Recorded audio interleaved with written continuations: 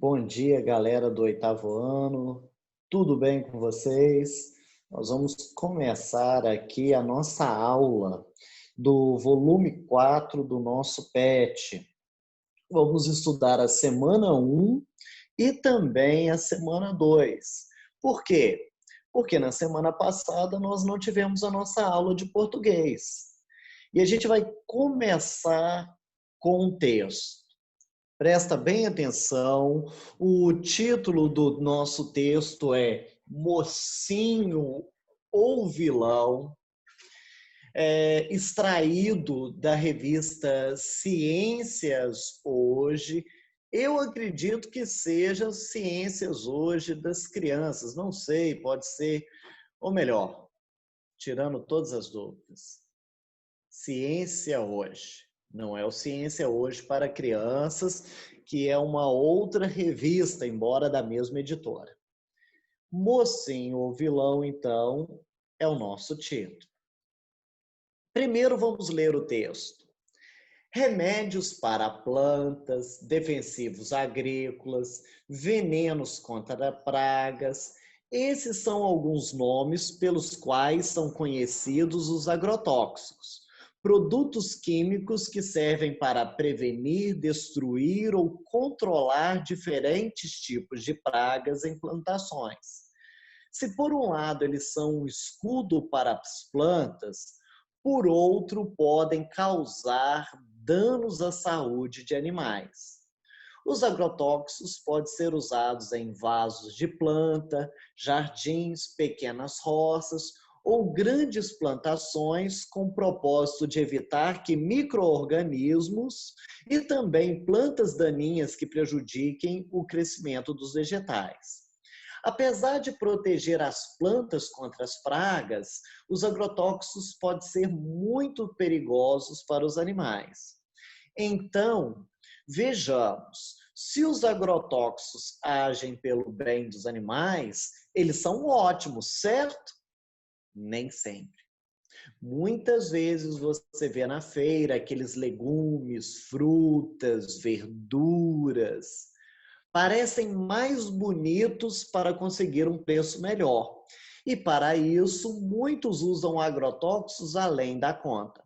Os resultados disso são dano à saúde do trabalhador rural, que em geral aplica o produto sem proteção, dano à saúde do consumidor, que ingere vegetais contaminados, e dano ao meio ambiente pela poluição do solo e das águas, que prejudica das minhocas aos peixes. E aí, o que fazer? Se você tiver algum receio na hora de fazer a feira, procure comprar os vegetais de produtores que você conheça para evitar consumir produtos contaminados. Outra opção é comprar produtos identificados na embalagem como orgânicos. Esta denominação é a garantia de que não são produzidos com o uso de agrotóxicos. É melhor prevenir. Pois bem, lemos o texto. Sobre o que esse texto está falando, gente? Qual que é o assunto do texto? Qual seria uma palavra-chave? Se você fosse falar, o texto está falando de agrotóxicos, não é? Mas o que está falando no texto sobre agrotóxicos? Vamos lá. Primeiro, nós temos aqui uma definição do que é um agrotóxico. Nós temos tanto uma definição popular, olha, como as pessoas chamam, tá vendo aí marcado? E nós temos agora uma definição mais técnica, que é produtos químicos que servem para prevenir, destruir ou controlar diferentes tipos de praga em plantações. Então, aqui nesse primeiro parágrafo, nós temos uma definição do que é o agrotóxico. E é interessante que aqui vem o nosso tema. Se por um lado eles são um escudo para as plantas, por outro podem causar danos à saúde de animais. Então, vamos aprender a interpretar um texto. O que o autor desse artigo está falando? Que o agrotóxico tem um lado bom e tem um lado ruim. Aqui nós estamos vendo o tipo de utilização do agrotóxico, eles podem ser usados em plantas, jardins, pequenas rosas. E qual é o objetivo dele? Então, esse aqui é o uso do agrotóxico. O segundo parágrafo está falando sobre o uso do agrotóxico. No terceiro parágrafo, mais uma vez o assunto. Se o agrotóxico é bom ou é ruim, ou o lado bom e o lado mal, os benefícios e os malefícios. Olha aqui de novo, ó. Olha a repetição da ideia. Aquele não disse, por um lado são um escudo para as plantas, por outro pode causar danos à saúde dos animais. Com outras palavras, ele está repetindo isso agora no terceiro parágrafo. Apesar de proteger as plantas contra as pragas, o que seria algo bom, os agrotóxicos podem ser muito perigosos para os animais. Viu aí um lado bom e um lado ruim? Então, vejamos. Se os agrotóxicos agem pelo bem dos animais, dos vegetais, desculpe, eles são ótimos, certo? Nem sempre. Ou seja, ele pode ser bom, mas também pode ser mal. Agora aqui está falando sobre os malefícios do agrotóxico. O que ele faz de mal? Dano à saúde do trabalhador, dano à saúde do consumidor, dano ao meio ambiente. Então, aqui agora nós estamos vendo quais são os malefícios do agrotóxico. E aqui embaixo nós temos uma solução. Quais seriam as soluções? Procure comprar vegetais de produtores que você conheça. E outra opção, outra solução, comprar produtos identificados na embalagem como orgânicos. Ou seja, orgânicos são aqueles que não são produzidos com o uso de agrotóxicos. É melhor prevenir. Aqui nós temos a opinião do autor. Então, a gente entende que, embora ele reconheça alguns benefícios em relação ao consumo de alimentos, ele é contrário ao agrotóxico. Ele poderia até pensar no uso para jardins, vasos de planta, mas quando se refere ao uso em grandes plantações ou em roças, a gente viu que ele é contrário. Depois dessa pequena análise, vamos ver quais são as perguntas que nos são feitas. A primeira delas, qual é o assunto tratado no texto? Está falando sobre o quê, gente? A gente já falou sobre isso. Transcreva as informações principais desse texto. Gente, olha, tem muitas linhas aqui, não tem? Porque a resposta não é pequena. Você vai colocar quais são as informações principais? A definição de agrotóxico, só que você vai ter que transcrever. Você vai colocar aqui, por exemplo, descrição. E aí você vai colocar aqui, ó, produtos químicos, blá, blá, blá, blá, blá, blá, blá. Pontos negativos ou malefícios. Aí vocês vão tirar do texto o que está aqui de ponto negativo. Escrevendo igualzinho está no texto. Benefícios. Vocês vão lá e vão transcrever. Solução do problema. Vocês vão transcrever. Tá certo? Então, nós temos aqui no texto a definição, benefícios, malefícios, solução. E é isso, gente, que faz um texto ser um texto lógico. Quando eu viro e falo assim, gente, vamos elaborar um texto. Olha que interessante, que exemplo bom que a gente tem. Ele foi falar sobre o uso dos agrotóxicos. Então, primeiro ele define o que é um agrotóxico, ele coloca quais são os usos, ele coloca quais são os benefícios, ele coloca quais são os malefícios, ele faz ali um balanceamento entre o que é bom e o que é ruim, mostra no final a opinião dele e qual é a solução para o problema. Um bom texto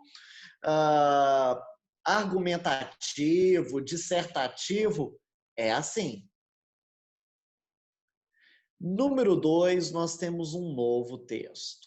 Brasil do Samba que. A gente conhece o Brasil como o Brasil do carnaval, do samba. Mas aqui ele fez um jogo de palavras porque ele está querendo falar do sambaqui. Vamos ler o texto, então? Olhando de longe, parece um morro comum. Mas se você chegar mais perto, verá misturado à terra ossos, conchas, pedras e muita história para contar. É um sambaqui que leva esse nome de origem tupi, que significa amontoado de conchas. Na verdade, hoje os sambaquis são considerados sítios arqueológicos, lugares que guardam muito da história do homem e da natureza. Antes de os portugueses chegarem ao Brasil, e até mesmo antes dos índios que eles encontraram em nossas terras habitarem o litoral, vivia próximo às praias um povo que hoje conhecemos como sambaquieiros. Leia mais sobre sambaquis clicando aqui. É lógico, a gente não tem como fazer isso. Eles ganharam esse nome, eles quem? Olha só, olha o pronome retomando a um termo anterior. Eles aqui se referem aos sambaquieiros. É interessante, gente, quando nós lemos um texto, e até quando nós produzimos um texto, a gente saber utilizar pronomes, sinônimos e outros termos para retomar termos anteriores. Lembram disso no PET 1? Isso daí é para que o nosso texto tenha coesão e coerência. Voltando então à nossa leitura, eles, os sambaquieiros, ganharam esse nome porque construíram os grandes amontoados de conchas e outros materiais que hoje chamamos de sambaquis. Ali também enterravam seus mortos, acendiam fogueiras e faziam uma espécie de cerimônia de despedida para os que partiam. A título de curiosidade, vamos ver se a gente acha uma foto de um sambaqui? Vamos lá.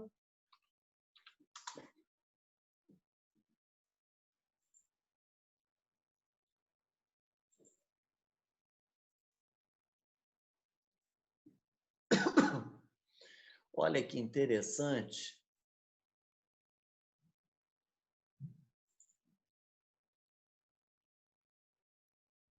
Estão vendo aí, ó? Vira uma montanha mesmo, ó.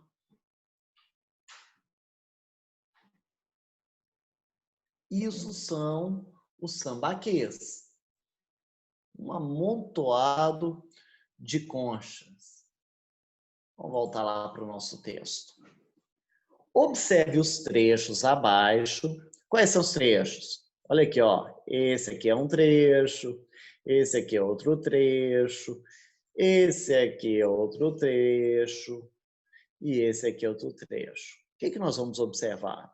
Classifique-os em informações principais ou informações secundárias. Vocês vão ler o texto, então, e vão ver aqui, por exemplo, um sambaqui, que leva esse nome de origem tupi, significa amontoado de conchas. Está aqui ó, no texto. A questão é, essa informação, ela é uma informação principal no texto ou é uma informação secundária? Hoje, os sambaquis são considerados sítios arqueológicos. Está aqui no texto. Essa informação, ela é principal ou ela é secundária? Lugares que guardam muito da história do homem e da natureza. E aí, será principal ou secundário? Último trecho. Eles ganharam esse nome porque construíram grandes amontoados de conchas e outros materiais. Pois bem, no texto a gente tem a informação principal e outras que apenas complementam a informação principal. Então aqui vocês vão analisar os trechos e vão responder principal ou secundário, é só isso. Letra A, principal ou secundário? Letra B, principal ou secundária? Letra C, principal ou secundária? Letra D, principal ou secundária. Como que você sabe que uma informação é principal? Porque ela está realmente definindo algo do texto. É uma informação importante. Se você tirar o texto, perde o sentido. Já informações secundárias, você pode tirar que não vai prejudicar o texto, talvez não te ajude a entendê-lo tão bem, mas ele não vai fazer falta no texto, tá certo? Vamos agora para outra atividade. Ainda naquele texto do sambaquês, retire do texto as palavras-chave e as escreva. O que a gente considera uma palavra-chave? São aquelas palavras importantes dentro do texto, que te fazem até mesmo lembrar. Por exemplo, ossos, conchas, pedras. O texto está falando sobre isso. Os sambaquis são isso aqui. Então, isso aqui são pelo menos 3 palavras-chave. Quais outras palavras-chave nós teríamos no texto? Tá certo? Igual sítios arqueológicos e por aí vai. Procura olhar quais são as palavras mais importantes do texto. Elas são as palavras-chave. Vamos ver o que o Google nos chama de palavras-chave? Por que eu estou fazendo essa pesquisa no Google? Para que a gente possa aprender a ter autonomia, a saber descobrir alguma coisa. O que são palavras-chave? Olha só. Basicamente, palavras-chave são meio pelo qual você consegue encontrar um texto em um mecanismo de busca. Vamos ver mais alguma coisa. Como saber as palavras-chave? Não, aqui está falando de ferramentas para poder descobrir palavras-chave de um texto. Eu vou colocar minha pergunta diferente. O que eu quero saber? O que são palavras-chave no texto? Uma palavra-chave é uma palavra que resume os temas principais de um texto. Identifica ideias e temas importantes para servir de referência à pesquisa. Um único parágrafo pode conter várias palavras-chave. As palavras-chave são usadas, sobretudo, em arquivísticas, biblioteconomia, catálogos, artigos, entre outras. Beleza, então? Aqui nós temos 2 textos. O texto 1, nós temos um panfleto ou um folheto, uma espécie de um cartaz. E aqui nós temos um artigo de divulgação científica. Então, o texto 2 é um artigo de divulgação científica. O texto 1 é um panfleto ou folheto. Como que eu sei? O folheto e o panfleto geralmente são para campanhas, distribuição, vem com informações e ilustrações. Geralmente tem um cunho apelativo, tem o objetivo ou de conscientizar, ou de informar, ou de promover alguma coisa. O artigo de divulgação científica, o que acontece? A comunidade científica faz alguma descoberta. Só que a linguagem científica ela é muito complexa, ela é técnica. O artigo de divulgação científica é como se alguém pegasse alguma coisa descoberta no campo científico e ele então escrevesse de uma maneira clara para a gente, de uma maneira que o público consiga entender. É um artigo baseado em uma divulgação científica, tá certo? Sobre o que eles estão falando? Vamos olhar primeiro o nosso panfleto aqui. Alimentação saudável é uma das formas de se proteger contra o câncer. Ou seja, aqui está falando sobre a prevenção do câncer através de quê? De uma alimentação saudável. Agora vai vir a explicação. O que seria uma alimentação saudável? Evitar alimentos ultraprocessados, aqui ó, sorvetes, hambúrgueres, biscoitos recheados, o sorvete aqui de novo, milkshake, batata frita, refrigerante, tá vendo aí, né, galera? Cuidado com o que vocês andam comendo aí. Preferir alimentos de origem vegetal, que são o quê? Os legumes, os grãos, as frutas e as verduras. Aqui nós temos uma estatística, olha, 62% dos brasileiros não consomem a quantidade recomendada de frutas, verduras e legumes. Alimentos de origem vegetal previnem o excesso de peso e diversos tipos de câncer. Aqui agora nós vemos quem está por trás do panfleto. Geralmente o panfleto, ele nos dá alguma forma de chegar até o anunciante. Então nós temos aqui o Disque Saúde, nós temos quem está promovendo, nós temos um site que pode ser consultado.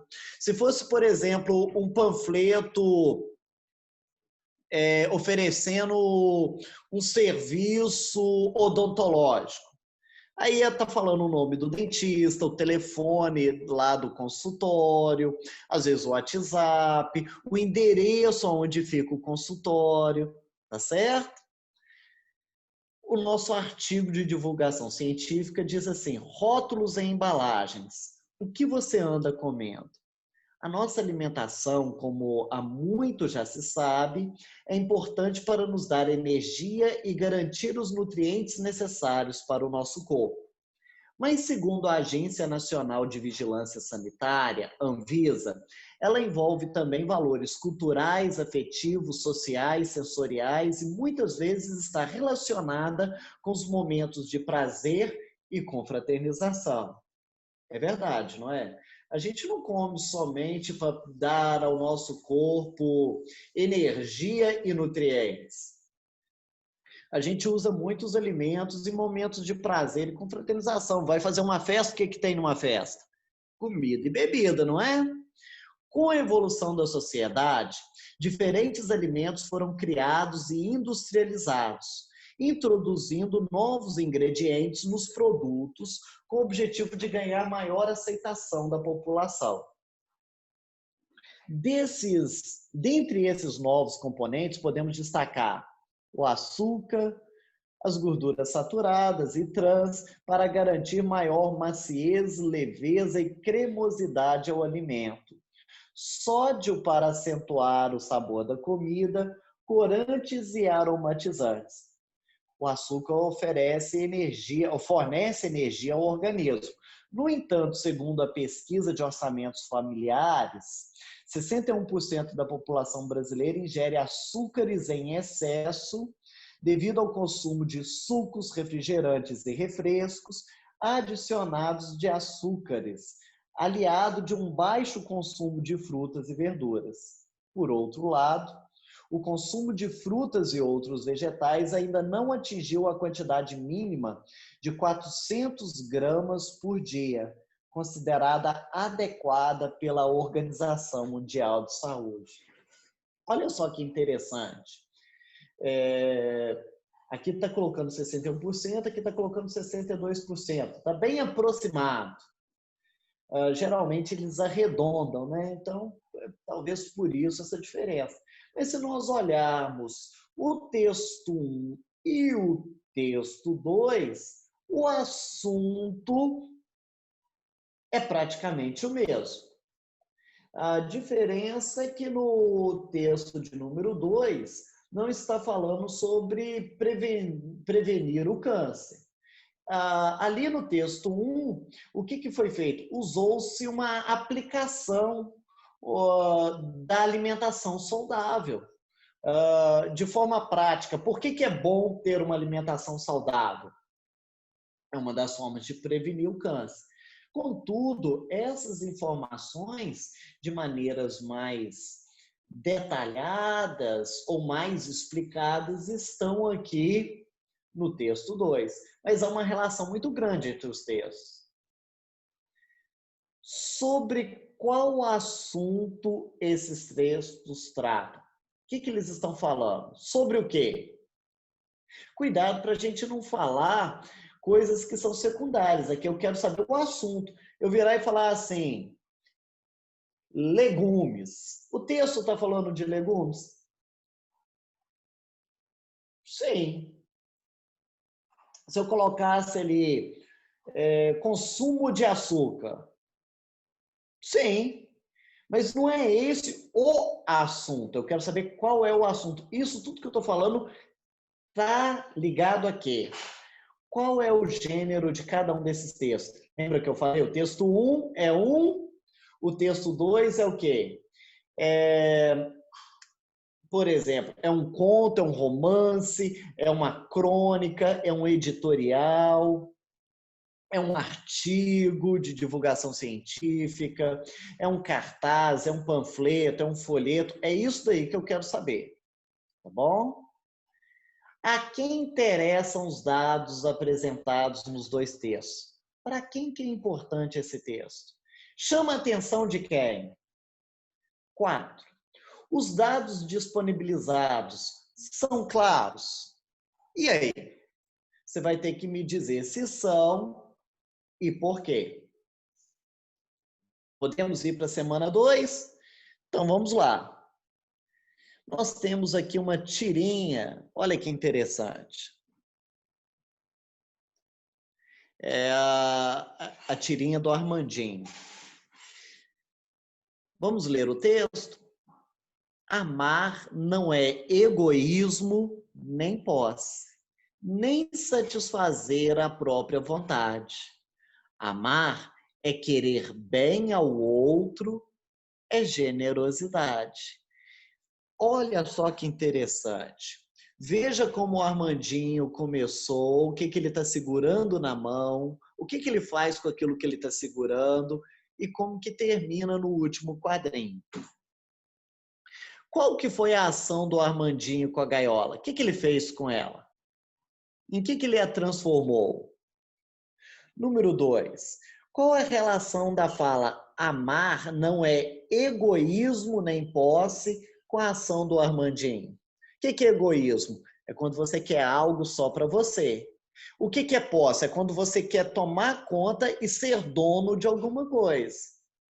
Entendeu? Então, amar não é você querer algo só para você, do seu jeito, e nem você ser dono de alguém ou de algo. Às vezes a gente confunde muito isso, não é verdade? Número 3. No último quadrinho, os passarinhos se aproximam das crianças. O que isso está demonstrando? Por que que os passarinhos? Será que o amor ele é conquistado através do egoísmo da posse? Os passarinhos estão aqui, ó, estão convivendo com eles. Eles precisaram do egoísmo? Eles precisaram de prender os passarinhos? Como que o amor é conquistado? Será que é com egoísmo? Será que é com prisão? Será que é com posse? Será que é com ciúme? Então, você vai responder aqui a questão de número 3, que está ligado à lição de número 4. Que lição a tirinha do Armandinho nos traz? Número 2, gente, nós temos aqui um editorial. Para a gente entender direitinho o que é um editorial, vem aqui, Brasil Escola, coloquei lá, editorial, pesquisei no Google e achei, é o que eu estou falando, a gente acha tudo na internet, basta querer. Se você quiser ouvir, olha aqui, ó, nós temos um podcast sobre o editorial. E aqui nós temos a explicação. O editorial é um tipo de texto utilizado na imprensa, especialmente, olha só, gente, jornais e revistas. Geralmente, jornal e revista tem um editorial. E ele vai ter no título dele, editorial. Para que serve um editorial?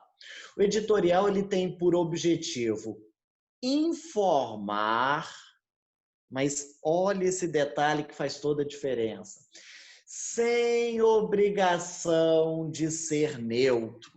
Ou seja, a revista, o jornal, ele tem uma ideologia, ele tem uma posição, ele tem um pensamento. E quando ele faz o editorial, ele não está sendo neutro nem imparcial. Ele está colocando qual é a opinião dele no assunto. O editorial tem essa característica. É diferente, por exemplo, de uma notícia. A notícia, ela tem que ser imparcial, ela tem que ser objetiva. O editorial, não. O editorial, você vai estar meio que trazendo uma notícia ou trazendo uma situação, opinando ou colocando a sua posição sobre ela. É comum se ter uma seção chamada editorial na mídia impressa. Então, geralmente, quando você pega uma revista, um jornal, você vai ver lá uma página com o título editorial. Então, o que a gente pode dizer com isso? A objetividade e a imparcialidade não são características dessa tipologia textual. Por quê? Porque o redator dispõe da opinião do jornal sobre o assunto narrado. Ou seja, está se narrando um assunto, mas não é somente narrando, você não está só contando o que está acontecendo, você está contando com a sua visão, você está contando com a sua opinião.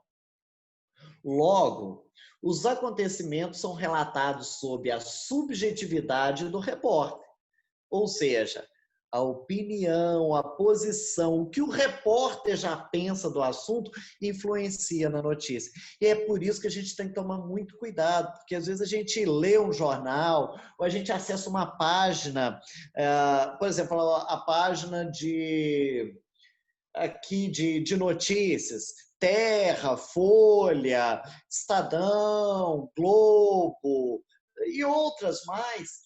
E a gente esquece que por trás daquilo que está sendo colocado tem a opinião. Até na forma como os títulos são colocados, eles já são colocados de uma maneira proposital. Tá certo? Nós não temos objetividade. Os acontecimentos eles são relatados de acordo com a subjetividade do repórter. Que evidencia a posição da mídia, ou seja, do grupo que está por trás do canal de comunicação. O editorial ele não é assinado por uma pessoa, mas ele está trazendo a opinião do canal de comunicação. Por exemplo, se você vem aqui na revista O Globo, vamos supor que existe essa revista. Quem fez o editorial, ele está dentro da política do grupo da revista. Assim, podemos dizer que o editorial é um texto mais opinativo do que informativo. Ou seja, ele quer muito mais te convencer ou dar uma opinião do que simplesmente te informar. O editorial, ele vai então ter um fato, alguma coisa que aconteceu e uma opinião em cima disso. O fato informa o que aconteceu e a opinião transmite a interpretação, presta atenção nisso, a interpretação, o que a pessoa que escreveu pensa sobre o que aconteceu. Pelas características apontadas acima, podemos dizer que o editorial é um texto dissertativo. Por que ele é um texto dissertativo? Porque ele desenvolve argumentos baseados em uma ideia central. Ou seja, a pessoa, para dar a opinião dela, ela vai dar a sua opinião baseada em argumentos. Ou ele vai desenvolver esses argumentos em cima de uma ideia central, em cima da opinião que ele tem. O editorial também ele é crítico. Por quê? Expõe um ponto de vista. Mas ele também é informativo, embora não seja essa a principal característica, mas ele é informativo porque você vai dar uma opinião em cima de um fato que aconteceu. Por exemplo, aconteceu aí recentemente a formação daquele par, Vitão e Luísa Sonza. O fato aconteceu, não aconteceu? Eles estão juntos, estão num relacionamento.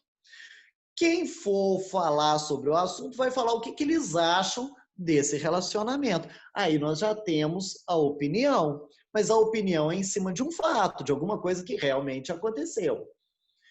O jornal que apresenta matérias excessivamente críticas e opinativas e que não possui um ambiente separados para editoriais é considerado de opinião. Contudo, contrariando o fato do editorial levar em consideração a opinião do jornal como um todo, muitos editoriais de revista mostram apreciações feitas por autores que assinam o texto e muitas vezes até mostram o rosto em uma foto. Mas tomem cuidado. O editorial está ligado geralmente à revista, ao jornal, ao grupo. Então, aqui nós temos um editorial. O título dele, Gentili, a censura e a liberdade de expressão. Eu não vou ler esse texto todo com vocês. Vocês vão ler esse texto em cima dessa explicação toda que eu dei. E o que você vai começar a pincelar? Primeiro, qual fato ocorreu? Lembra que eu disse que no editorial nós temos a opinião, mas a opinião em cima de um fato? Alguma coisa aconteceu. E em cima disso que aconteceu, foi-se feito, então, um texto. Aqui está até assinado, ó. Victor Amatucci. Ok, a opinião dele. Mas em cima de que fato? Ele está falando de qual acontecimento? Vou voltar naquele caso que eu falei. O Vitão e a Luísa Sonza assumem relacionamento. E as pessoas estão aborrecidas porque foi algo mal feito com o Whindersson Nunes, porque o Vitão era amigo dele, a Luísa Sonza, ela se promoveu em cima da fama dele. Prestem atenção no que eu acabei de falar. O fato foi o quê? O relacionamento do Vitão com a Luísa Sonza. Isso é o fato. Agora, quando eu comecei a dizer que foi errado o que o Vitão fez, porque ele era amigo do Whindersson, que a Luísa agiu errado, porque ela se promoveu em cima do Whindersson e agora está abandonando ele, isso já é uma opinião pessoal. Mas a opinião pessoal não foi feita em cima de um fato? Independente da minha opinião, não aconteceu o relacionamento, ou não está acontecendo o relacionamento do Vitão lá com a Luísa? Então, o fato é o que acontece, é o que aconteceu, independente da minha opinião. Aqui nesse editorial tem um fato. Eu quero que vocês me descubram o que é o fato. Cuidado, porque às vezes a gente lê a palavra, os fatos que levaram à condenação. Gente, cuidado, saibam interpretar. O que eu quero que vocês descubram para mim é o que aconteceu. Isso é o fato. O texto apenas relata os fatos ou ele apresenta uma opinião?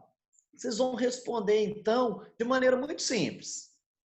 Vocês vão colocar o texto apenas relata os fatos. Ou você vai colocar o texto relata os fatos, mas também apresenta opinião a respeito da questão tratada. Ou senão você pode virar e falar assim, não, o texto relata os fatos, mas de uma maneira superficial. Não está mostrando tudo o que aconteceu, está mostrando só o lado que interessa. Vai depender da sua interpretação. Número 3. Como o editorial está ligado à opinião, ao que a pessoa pensa, você vai transcrever, você vai achar no texto algum trecho que mostra a opinião. Eu não quero agora que você me mostre o fato, mas o que a pessoa acha daquele fato. Ele vai, de alguma forma, deixar isso claro no texto. Ele vai colocar isso escrito. Transcreva esse trecho. Número 4. Agora é você ler o texto. É você agora, em cima do que o autor fez, e em cima do que você sabe do que aconteceu, qual que é o fato ali? A condenação do Danilo Gentili. Você vai ver a opinião, você vai ler o texto. Se você quiser pesquisar na internet, você pode pesquisar. Porque agora você vai ser crítico e é isso que a gente tem que aprender a ser. Qual que é a sua posição? Não quero saber mais a opinião do editor, do autor. Eu quero saber a sua. Você acredita que ele feriu o limite da liberdade de expressão ou ele foi apenas censurado? E aí? A número 5. Qual que é o limite entre liberdade de expressão e ofensa? O que é liberdade de expressão e o que é ofensa? O que significa isso? Porque, será que liberdade de expressão é você falar o que você quer? Sem qualquer restrição? A que momento que deixa de ser liberdade de expressão para ser uma ofensa? Essa é a resposta da número 5. A nossa atividade 3, para a gente fechar a semana 2, nós temos aqui um texto de Monteiro Lobato.